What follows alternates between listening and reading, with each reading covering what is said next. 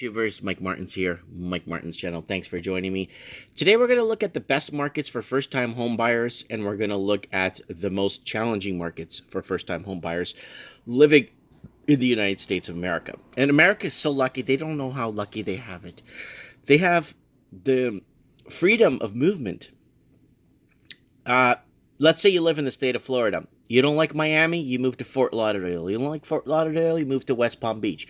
You don't like West Palm Beach, you move to Tampa. You don't like Tampa, you move to Orlando. You don't like that, you move to Tallahassee. You don't like that, you move to there's so many places you could move. Jacksonville. You don't like Jacksonville, you could move into the interior of Florida. I mean, there's so many places you could live just in the state of Florida alone. And if you don't like Florida altogether, man, you could move to Georgia. You could move to Macon, Georgia. You could move to Atlanta, Georgia. You could move to, I think it's called Valdosta, whatever that is. Man, there's so many places you could move to, right? But unfortunately, us in other countries, it's almost impossible to leave the four major cities or the areas around four major cities, and whether it's Australia, Canada, the UK, and New Zealand. So now let's take a look. Let's take a look. So here we go. This is from GeekWire, and it's really good because it's from Redfin.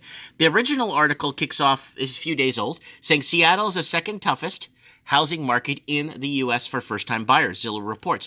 Well, everybody knows what happened in Seattle. Once the foreign buyers tax was implemented in British Columbia, Vancouver, everybody that was invested in Vancouver went south to King County, and the other half went to Toronto. And we saw what happened in both cities in less than a year. Wow, did everything go up fast. Seattle, King County was one of the biggest, highest markets in all of America. Number one, sitting for like 8 months until the funds started drying up and the capital restrictions in China got cut off and money wasn't leaving the Chinese shores anymore. So here we go. New buyers are 46% of all buyers, and more than 6 out of 10 of them are millennials. So America's doing the right thing. They raised interest rates. They created this little buffer. They set things up in a way. They raised interest rates first. They were the lead of it, creating this proper buffer. And now it's starting to correct housing prices all over America. They're calling it another crash. No, I think that is if you want to see what a correction is, it's what's happening in America. That's a correction. What's happening in Australia and Canada and the UK and New Zealand, that's a crash. Big difference.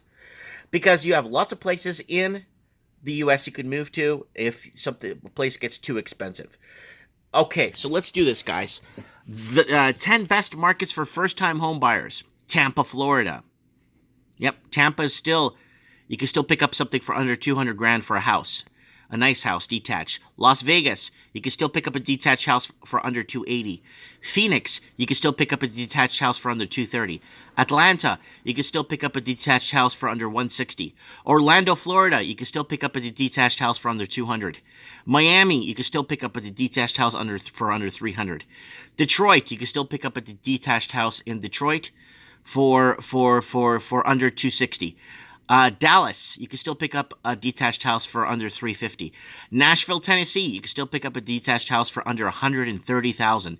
Charlotte, North Carolina, you can still pick up a detached house for under $130,000. Detached, your own lot, freehold properties in these areas. Now, these are the most challenging markets for first-time home buyers. Okay? San Francisco, you can still pick up a detached house for under $1.1 million. Seattle, you can still pick up a detached house for under $800,000. Washington, District of Columbia, you can still pick up a detached house for under $690,000. Los Angeles, you can still pick up a detached house for under $1.2 million. Sacramento, California, you can still pick up a detached house for I think Sacramento's around $980,000. Minneapolis, you can still pick up a detached house for under $320,000. Denver, you can still pick up a detached house for under $400,000. San Diego, you can still pick up a detached house for under $950,000. San Jose, you can still pick up a detached house for under $1 million. And Boston, you can still pick up a detached house for in and around $540,000 to $600,000. So this is huge, guys, and I wanted to put this out there for the Americans because a lot of people saying, oh, you're not really covering the American housing market. You guys are so lucky. Because a detached house, a 2-bedroom detached bungalow in the city where I was living in was in and around $1.1 million Canadian. That's like, at that time would have been a million or 960,000 American. So you guys have it so lucky, you have no idea. And with so many cities and choices to move to, big cities. Oh, I don't like Atlanta. I'm gonna move to South Carolina. I don't like that. I'm gonna move to Denver. I don't like Denver. It's too cold. I'm gonna move down to Houston. I don't like Houston. It's too crowded.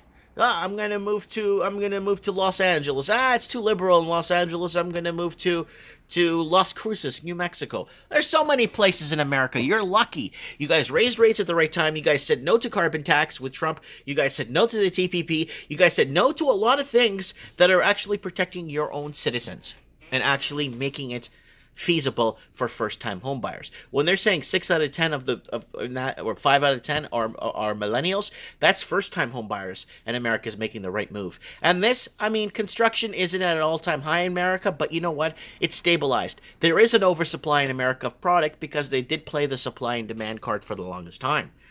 But instead of implementing foreign buyers taxes and all that crap, Washington State and other states just said you have to declare where the money comes from, and you have to be honest, and you have to show us proof. Boom.